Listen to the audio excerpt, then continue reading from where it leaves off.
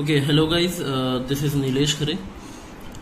आपका आज का जो टॉपिक है उसमें आपको मैं एक न्यूमेरिकल करना स्टार्ट करवाता हूँ आज से। फ्रिक्शन के टॉपिक पे न्यूमेरिकल होंगे ये। जो पहला न्यूमेरिकल आज हम उठाने वाले हैं ये है कुछ जैसा कि आप हिंदी में पढ़े पहले। एक 4000 न्यूटन का एक ब्लॉक है जो कि एक रुक्ष क्षेत्र समतल। रुक्ष का मतलब होता है रफ, जो कि खुरदरा हो। यही वो वर्ड है जो आपको बताएगा कि ये जो क्वेश्चन है ये फ्रिक्शन का है। रुक्ष क्षेत्र समतल पर रखा है जबकि घर्षण गुणांक 0.2 है। तो जो डेटा गिवन है उसमें अगर हम देखें तो एक म्यू की वैल्यू आपको दी हुई है 0.2। क्वेश्चन कहता है वह क्षैतिज बल निकालिए, मतलब जो आपको फोर्स इसमें लगाना है वो क्षैतिज होना चाहिए, हॉरिजॉन्टल होना चाहिए, जो कि पिंड को सीमांत संतुलन की स्थिति में ला दे। इंग्लिश में कहें तो a block of weight 4000 newton is situated on a horizontal rough plane. एक हॉरिजॉन्टल रफ प्लेन है और उस रफ प्लेन के ऊपर 4000 न्यूटन का एक ब्लॉक रखा हुआ है। If coefficient of friction is 0.2 then calculate the value of that horizontal force. This is horizontal basically, which was missed initially by me. That horizontal force which brings the body in limiting equilibrium. So इसका figure क्या होगा? एक block है जिसका wait 4000 Newton है। कुछ इसको इस तरह से बनाएंगे। पहले हम एक प्लेन बनाएंगे हॉरिजॉन्टल, और इस हॉरिजॉन्टल प्लेन पर एक बॉडी रख देंगे। ठीक है, इस बॉडी का जो वेट है वो कितना है अभी इन्होंने बताया था 4000 newton. So draw the force of weight down towards vertically downward with the value of 4000 newton. ये वेट हो गया इसका, कहें तो W लिख देते हैं यहाँ पर। और इस वेट के ऑपोजिट में आपको एक फोर्स मिलेगा ऑटोमेटिकली, जिसको हम कहते हैं रिएक्शन फोर्स R। क्वेश्चन ये कहता है कि अगर म्यू की वैल्यू 0.2 हो, म्यू कहाँ पर लगेगा? ये जो इन दोनों ही, मतलब ये जो नीचे समतल है, इस समतल और ये जो ऊपर का पिंड है, इनका जो इंटरफेस है, इनका ये जो प्लेन जहाँ पर ये मिलते हैं, इस जगह पर जो म्यू की वैल्यू है वो है 0.2। तो यहाँ पर लिख देंगे हम डेटा गिवन में म्यू इक्वल्स टू 0.2। इसकी कोई म्यू की कोई यूनिट नहीं होती, ये यूनिटलेस क्वांटिटी है। सो अगर म्यू ये है, W इन्होंने दिया हुआ है, R ऑटोमेटिकली मिलेगा ही। क्वेश्चन ये कहता है कि एक ऐसा हॉरिजॉन्टल फोर्स निकालो जो इसको लिमिटिंग इक्विलिब्रियम कंडीशन में ला दे। तो यहाँ पर एक काम करते हैं, इधर एक सेंटर पे एक हॉरिजॉन्टल फोर्स लगाते हैं, नाम देते हैं इसको F। अगर फोर्स इधर लगेगा तो ऑटोमेटिकली फ्रिक्शनल फोर्स जो होगा, अच्छा फ्रिक्शनल फोर्स को हम डॉटेड लाइन से दिखाते हैं और कुछ यहाँ पे दिखाते हैं, जैसा मैं दिखा रहा हूँ। डॉटेड से ही दिखाइए और नाम कुछ भी दे दीजिए, FS या कैपिटल FS जो आपका मन करे। लिमिटिंग इक्विलिब्रियम वो होता है जब ये बॉडी चलने की स्टेज में हो, ठीक है, और उस समय F और FS बराबर होते हैं। तो अगर इस बॉडी को हम देखें इक्विलिब्रियम कंडीशन में, तो अपवर्ड डाउनवर्ड फोर्स बराबर होंगे और राइटवर्ड लेफ्टवर्ड फोर्स बराबर होंगे। तो बहुत इजी क्वेश्चन है। सबसे पहले हम अपवर्ड डाउनवर्ड बराबर करेंगे इसमें। So for the equilibrium R equals to 4000 newton. ये कैसे? ऊपर जाने वाला बल बराबर नीचे जाने वाला बल, हो गए बराबर। इसको इक्वेशन मान लो। अब ऐसे ही दाईं ओर लगने वाला बल बराबर बाईं ओर लगने वाला बल। तो सीमांत संतुलन की स्थिति में F इक्वल्स टू, यहां पर चाहो तो लिख सकते हो, for condition of equilibrium, condition of equilibrium F equals to FS, limiting equilibrium condition में। और since we know that FS equals to mu R, so F equals to, अब FS की जगह हम म्यू R की वैल्यू रख देंगे। Mu की वैल्यू इन्होंने क्वेश्चन में दी है 0.2, R अभी पीछे हमें मिला है, ये है 4000 न्यूटन। इसको भी यहाँ पे हम ला के रखेंगे और यहाँ से आपको F की वैल्यू मिल जाएगी। इसको मल्टीप्लाई करेंगे तो ठीक है 800 न्यूटन।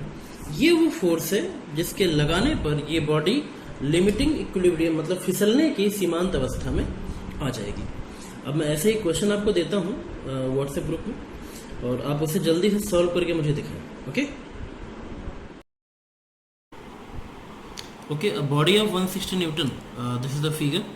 एक रफ हॉरिजॉन्टल प्लेन ड्रॉ किया हमने, उस पर एक बॉडी रखी, उसका वेट है 160 न्यूटन और 40 न्यूटन का फोर्स काफ़ी है इस बॉडी को डिस्प्लेस करने के लिए। तो हमने क्या करा, ऊपर की ओर एक रिएक्शन वर्क करेगा, क्योंकि इस प्लेन पर बॉडी रखी है तो ये प्लेन इस बॉडी को एक नॉर्मल रिएक्शन देगा। और अगर हम इस बॉडी को मूव कराना चाहेंगे with the help of this external force, तो ये प्लेन इस बॉडी को एक रिएक्शनल फोर्स देगा, जो कि इस बॉडी और इस प्लेन के इंटरफेस, ये जो मिलने वाली जगह है, यहाँ पर वर्क करेगा। इसको हम नाम देते हैं Fs। Okay, so we know that Fs is equals to mu R. This is the main formula which will be used here. And now if we taking the equilibrium condition of this body, then equilibrium condition says that upward forces are equals to downward forces, so R equals to 160, and rightward forces will be equal to leftward forces, so Fs is equals to 40. We know that Fs equals to mu R, so Fs की जगह हम mu R रखेंगे, and R will be taken from this equation, so mu will equals to 40 upon R, and it will reflect to the 40 upon 160. Finally it will be 1 by 4, so the value of mu is 1 by 4. This is the answer of this question which was asking here. Calculate the value of coefficient of friction. Now we have to calculate the value of angle of friction. Angle of friction is known as lambda. So there is a relation between mu and lambda, and it is mu equals to tan lambda. So since now we have the value of mu, which is 1 by 4, so 1 by 4 equals to tan lambda, and lambda equals to tan inverse 1 by 4. You could leave here this question, and if you have the calculator of 100 ms or 82 ms, then you could also calculate this value of tan inverse of 1 by 4, and it will come around 16 or 17 degree.